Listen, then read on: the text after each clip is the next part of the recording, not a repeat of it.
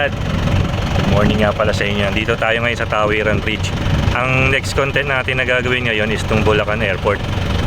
Sa mga di pa nakasubscribe sa akin, pakisubscribe na lang yan nandiyan sa ibaba. And pa-click na din ng notification bell. Tara!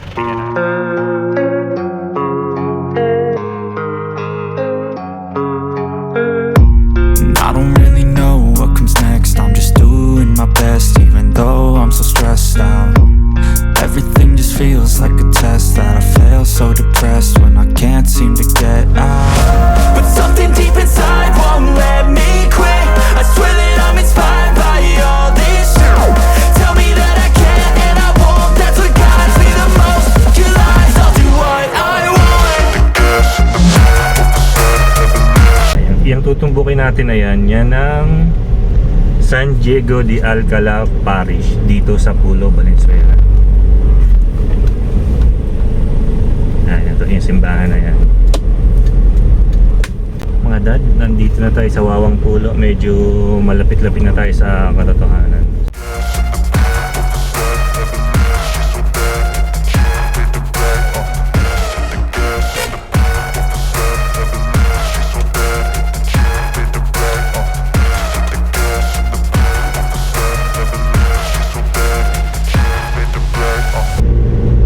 Nagawa pala yung kalsada dito, buti na lang hindi pa sarado.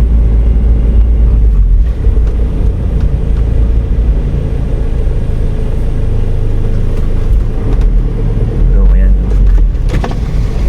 Kuya, pabalik, pwede na ako dyan? Thank you, thank you.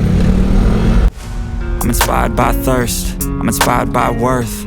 I desire your worst, so you can just hide while I work. I ain't tired, you first. I'll write a second, third verse about the lies you go disperse. You never did shit, I know it hurts, but something deep in... Mga dad, alam nyo ba ang Bulacan ng Airport ay isa sa mga big project ng Duterte administration. Kabilang din ito sa Build program or Build program. At ang isa sa mga dahilan kung bakit ginawa or gagawin tong airport na to ay to help decongest na iya, kasi alam naman natin medyo ano na doon, kumpulan na, nandun na kasi halos lahat sa Metro Manila at located ito sa Taliptip at Bangbang, Bulacan. Ang ganda ng view dito mga dad. Ano na to Tawiran o Bando, nandito na tayo. Tell me that I can't and I won't. That's what guides me the most. Your lies, I'll do what I want.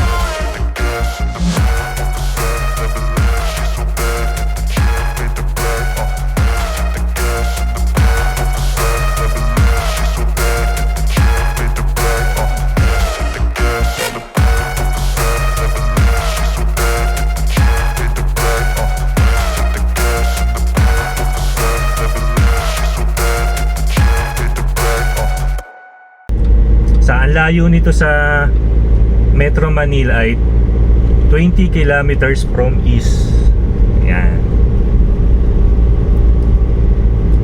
Ganda ng view dito. Mas maganda siguro dito pumunta pag umaga ngayon kasi 8:30 na. Medyo inagahan ko ng punta kasi para di pa masyadong mainit. Saka paghapon naman or tanghali, sobrang init, tapos kung magpapalipad tayo ng drone, baka medyo malakas yung hangin Siyempre kinakabahan ako. Baka mamaya hindi na makabalik or tangayin na yung drone ko Kaya pag umaga kasi hindi pa ganun kalakas ang hangin. Saka yung airport dito ay may laking 2,500 hectares. Ang laki masyado At ginastosan ito ng 740 billion ng San Miguel Corporation. At ang nag-design nito ay ang Palafax Associates.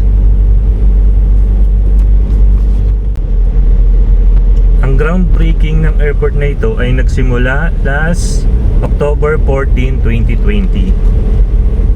At ang actual construction naman ng first phase nito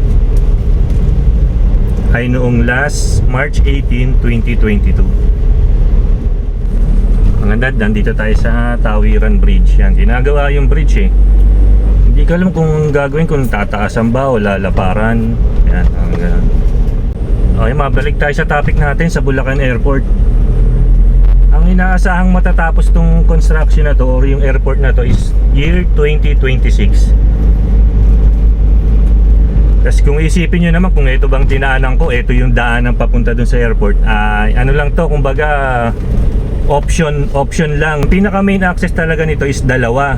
Yung isa sa Balintawak. Kung napapansin nyo dun sa may Balintawak, di ba yung sa Skyway ng San Miguel, mayroon doon mga poste, yung paglagpas, yung pababa pagka papunta ka ng north, may mga posting lagpas yun eh. Yun ang magiging main access. Kumbaga lalagagawa ng ano yan, expressway. Dito ano yon, dito pupunta yon. Hindi na papunta.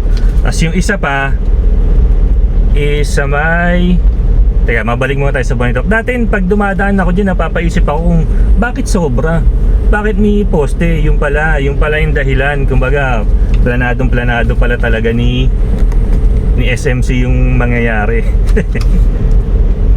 Tapos yung isa naman, Tansa Navotas. Yan, sa Navotas naman yung isa. Hindi ko pa, kumbaga, di ba, galing sa Tansa Navotas, tapos galing sa Balintawak, magko-connect sila. Tapos dito dire-diretso nun. Hindi ko pa mapuntahan eh kung saan, hindi ko pa masilip kung ano itsura dun sa Navotas. Di ba, sa next vlog natin i-check natin yan. Kumbaga yan naman yung magiging next content natin. Okay mga dad, nandito tayo sa Bulacan. Itingnan natin kung, di ko lang kung saan naabot yung drone natin eh. Etong mismong lugar na to, wag kang dadaan dito pag high tide. Tubig alat kasi to. Tingnan mo parang baha din dun eh. Baha nga banda dun mga paps, tubig alat kasi yan. Hindi na ako tutuloy. Baka kayang-kaya ng i-drone pag dito. Balik na ako. Mahirap na malakas makasira ng sasakyan yan or motor yung tubig alat na yan. Yan, pakita ko sa inyo na baha dun.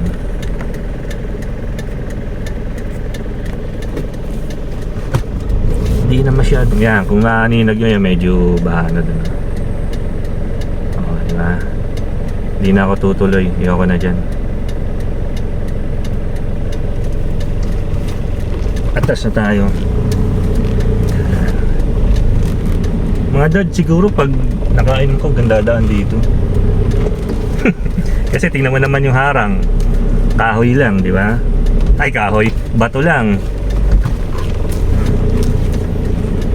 Mahirap na sa kapag baha dyan. Di mo mapapansin pagka di mo kabisado yung lugar.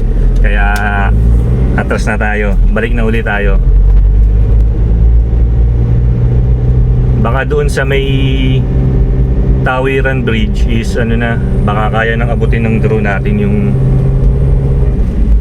yung Bulacan Airport. Yan, goodbye Bulacan.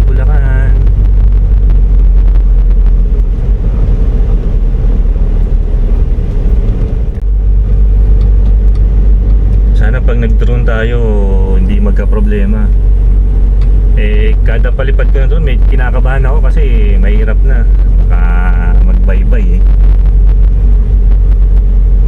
saka medyo madami ding ibon dito. Isa yun sa mga kalaban ng drone masagi lang kasi ng konti yan, ma-out of balance na yan drone, dire-diretso na yan bumagsak. Libre kaya mga isda dito dahil may nangingisda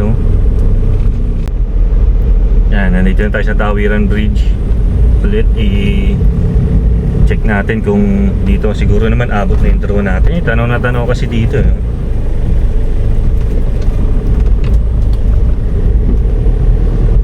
Sige pap, samahan nyo akong magpalipad. I know you told your friend you're not okay, and tell me what's wrong and why you never said you felt that way.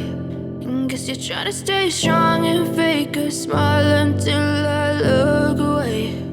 But I've known you too long, it hurts to watch your blue eyes fade to gray as you fade away. fade away. Yeah, I'm about to fade away. Cause every time I wake up I feel like it's Monday. Something's going wrong with all the chemicals up in my brain. All of a sudden I don't look at anything the same way. Gotta build up of my thoughts sitting in an ashtray. I'm sorry that I'm so inconvenient, okay. Just let me be me and I'll stay out of your way. I can see the way you look at me, I'm such a disgrace. I never really asked to be brought into this place. You wanna love me? Well then baby have a taste. All the highs and the lows, no you'll never be the same. I don't really wanna hurt you but I can't control the pain. If you're sticking by my side maybe we could be okay. Okay, maybe you could be the change I need today. I promise that I've never felt this way. I really hope that you will choose to stay through all the pain. I know you told your friend you're not okay, and tell me what's wrong and why you never said you felt that way. Guess you're trying to stay strong and fake a smile until I look away. But I've known you too long, it hurts to watch your blue eyes fade to gray as you fade away. As you fade away. As you fade away.